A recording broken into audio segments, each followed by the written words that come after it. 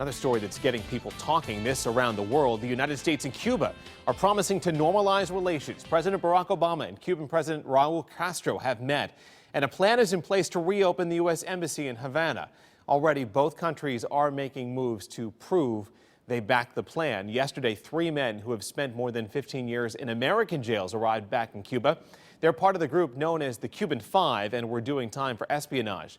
Not everyone, though, supports this effort. We get the story this morning from CNN's Ryan Nobles. It is a deal 50 years in the making. He's back where he belongs, in America, with his family, home for Hanukkah.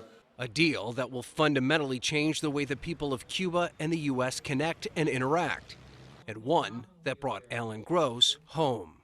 2 wrongs never make a right. I truly hope that we can now get beyond these mutually belligerent policies. Gross spent 5 years in a Cuban prison, released as part of the deal.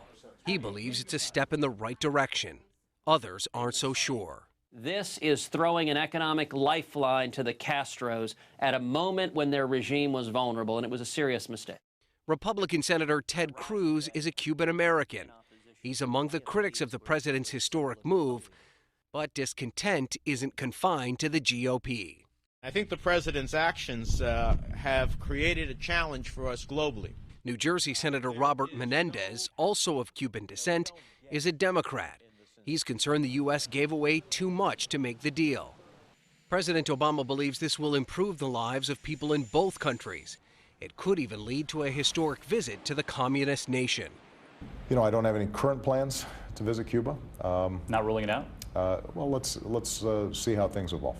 A historic day that will lead to big changes down the road. That story from Ryan Nobles. And while Cuba is largely celebrating the news, protests have started in Miami. That city, of course, has a large number of Cuban exiles, and some are saying they still do not trust the Castro government. And the move to ease relations feels like a betrayal from the United States. By the way, there's been an unlikely key player in getting this deal reached between the U.S. and Cuba. It was a move strongly supported by Pope Francis, who encouraged both presidents to reach some type of truce. Still to